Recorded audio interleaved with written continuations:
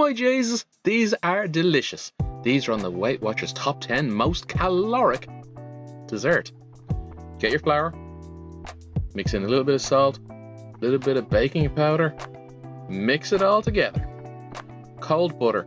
It's important to use cold butter. Between your fingers, give it a little squeeze. Do that for about 2 or 3 minutes until you've got like a gravel-like texture. Throw in your sugar, the fine sugar or the crystalline sugar, I don't care.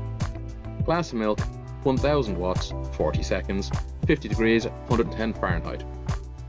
Vanilla paste, essence, seeds, whatever. Just get it in there, mix it up, throw in your 5 ml of lemon juice. It goes funny, it hasn't gone off, okay? But it has gone curdled. Mix it in there with a knife. Pronto, do it quickly. I'm time-lapsing it here. It took me about a minute, maybe 2 minutes to get this to come together. Then get in there with a very clean hand and start getting the dry stuff incorporated. Once you've done that, you can start kind of like flattening it out a little bit and folding it over itself. Don't go mad here. We only want to do this maybe 10, 20 times. Otherwise these things will turn into lead. Now I made a mistake here. Honest Injun. I made them a little bit too thick. They were all eaten, but they were a little bit too big.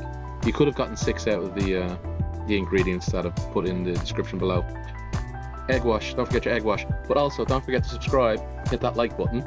Unless you click that bell and subscribe, you won't see my videos again. Stick it into your preheater oven.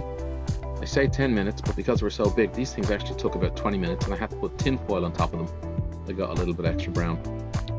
And this was cooked for 10 minutes. The rest of them I did for about 20, 25.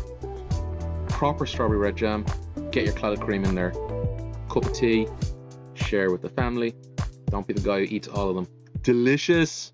See you soon.